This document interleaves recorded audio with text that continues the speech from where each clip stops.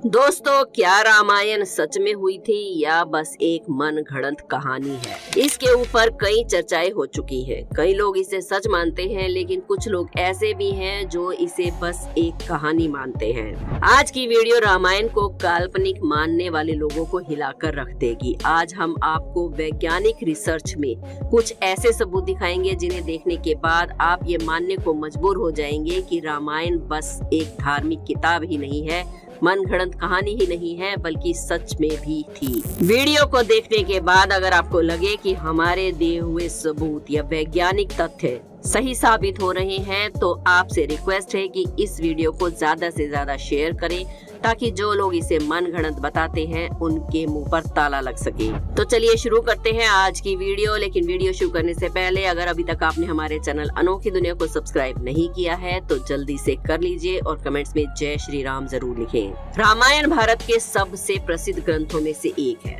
भारत में रामचरितमानस का पाठ पूरी आस्था के साथ होता है। रामायण के अनुसार भगवान राम ने अधर्मी रावण को मारकर धर्म की स्थापना की थी। ज्यादातर लोगों का सवाल ये होता है कि क्या सच में भगवान राम धरती पर आए थे? क्या वास्तव में रावण के 10 सिर और 20 भुजाएं थी? क्या हनुमान जी अपनी इच्छा से अपना रूप बदल सकते थे और आकाश में उड़ सकते थे?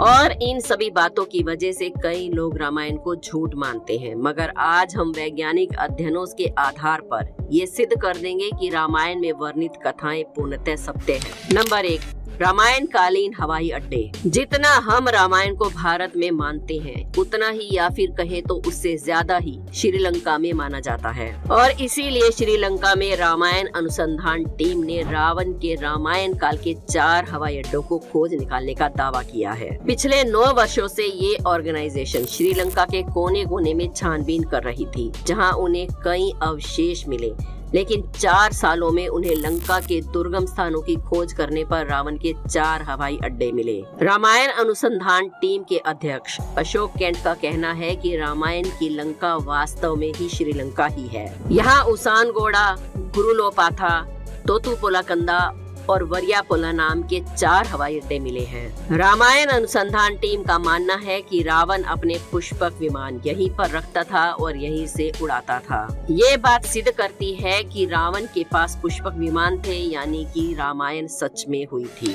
अब चलते हैं अपने दूसरे सबूत की तरफ, जो है रावण का महल। रामायण के अनुसार रावण सोने की लंका में रहा करता था, जिसे हनुमान जी ने जला दिया था। श्रीलंका की गवर्नमेंट को श्रीलंका में एक ऐसा महल मिला है और ये दावा किया है कि महल रामायण काल का ही है। इस महल से कई सीक्रेट रास्ते निकलते हैं जो उस महल को शहर के अलग अलग जगहों से जोड़ते हैं। लेकिन जब रिसर्च टीम ने इन पर रिसर्च की तो पता चला कि ये गुफाएं नेचुरल नहीं है, बल्कि किसी ने बनाई है। श्रीलंका की हिस्ट्री के अनुसार रावण शहर के अलग अलग हिस्सों में अचानक से प्रकट हो जाता था और पलक झपकते ही उन हिस्सों से गायब होकर अपने महल में पहुंच जाया करता था। अब इतने बड़े एविडेंस को कोई कैसे नकार सकता है? नंबर 3, अशोक वाटिका के सबूत। रामायण के अनुसार रावण ने माता सीता का हरण करके उन्हें अशोक वाटिका में रखा था। ये जगह इतनी रहस्यमयी थी कि हनुमान जी भी इसे आसानी से ढूंढ नहीं पाए थे। लेकिन हैरानी वाली बात ये है कि ये अशोक वाटिका आज भी मौजूद है श्रीलंका में, और इसका नाम आज सीता एलैया रखा गया है। यहाँ सीता माता का एक मंदिर भी है जिसे विरांगटोंग कहते हैं। मगर यहाँ पर जिस बात ने सबसे ज्यादा चौंकाया वो है यहाँ के मौजूद पेड़। रामायण ग्रंथ में इस बात का जिक्र मिलता है कि अशोक वाटिका में अशोक वृक्ष बहुत ज्यादा थे, इसीलिए इसका नाम अशोक वाटिका रखा गया था, और ये पेड़ आज भी यहाँ मौजूद है। सबूत नंबर 4 है द्रोणगिरी पर्वत। रामायण में लिखा हुआ है कि युद्ध में जब मेघनाद द्वारा लक्ष्मण जी मूर्छित हो गए थे तो उनकी जान बचाने के लिए संजीवनी बूटी की जरूरत पड़ी।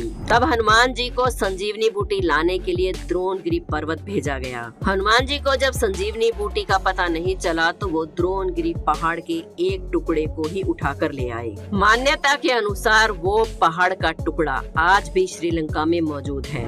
वैज्ञानिकों के अनुसार उस पर्वत पर आज भी वो निशान मौजूद है जहाँ से हनुमान जी ने उसे तोड़ा था, और इस बात का जिक्र रामायण में मिलता है। लक्ष्मण जी को संजीवनी बूटी देने के बाद हनुमान जी ने उस पहाड़ के टुकड़े टुकड़े करके श्रीलंका में फेंक दिया था। जहाँ उस पहाड़ के टुकड़े गिरे वहाँ पर आज भी जड़ी बूटियाँ उगती हैं जिनसे अलग अलग दवाइयाँ बनाई जाती हैं। श्रीलंका में हिमालय की जड़ी बूटी का मिलना इस बात का पर्याप्त सबूत है कि लक्ष्मण जी को संजीवनी बूटी देने वाली घटना संपूर्णतः सत्य है, क्योंकि ये जड़ी बूटियाँ और पौधे उसी स्थान पर मिले हैं जहाँ पर लक्ष्मण जी को संजीवनी बूटी देने का रामायण में जिक्र किया गया है, जबकि श्रीलंका के दूसरे हिस्सों में कहीं पर भी इस प्रकार की कोई जड़ी बूटी नहीं मिलती।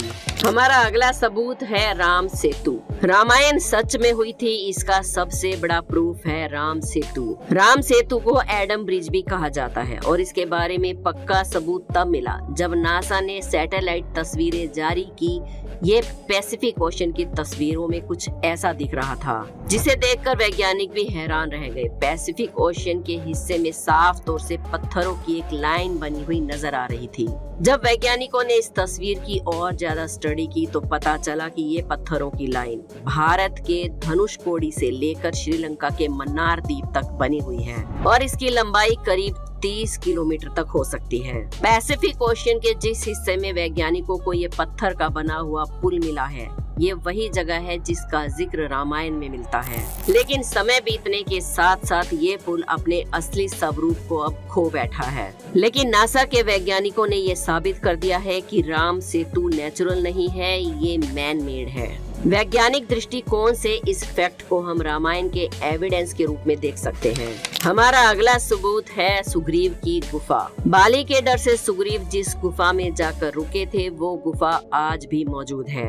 रामायण के अनुसार बाली ने दुंदुभी नामक राक्षस को मारकर उसका शरीर दूर फेंक दिया था। हवा में उड़ते हुए दुंदुभी के खून की कुछ बूंदें मातंग ऋषि के आश्रम के ऊपर आ गिरी। क्रोधित होकर ऋषि ने बाली को श्राप दिया कि कभी तुम इस पर्वत पर अगर दोबारा आओगे तो तुम्हारी मृत्यु हो जाएगी। जब बाली ने सुग्रीव को अपने राज्य से निकाल दिया तो वो इसी जगह पर आए थे क्योंकि वो जानते थे कि बाली यहाँ नहीं आ सकता। यहीं पर उनकी मुलाकात राम जी से हुई थी और बाद में राम जी ने बाली का वध किया था और फिर भगवान राम ने सुग्रीव को किष्किंधा का राज्य सौंप दिया और वो गुफा आज भी वहीं पर मौजूद है। तो दोस्तों, ये है रामायण के कुछ पुख्ता और मजबूत सबूत जिन्हें वैज्ञानिकों ने भी साबित किया है। उम्मीद करते हैं आप इस वीडियो को उन लोगों तक जरूर पहुंचाएंगे जो रामायण को एक मन घड़ंत कहानी समझते हैं। वीडियो पसंद आई हो तो एक लाइक जरूर करें। हमारे चैनल अनोखी दुनिया को सब्सक्राइब करके बेल आइकन को प्रेस करना ना भूलें। कमेंट्स में जय श्री राम जरूर लिखें। कल फिर मिलेंगे एक और वीडियो में। जय श्री राम।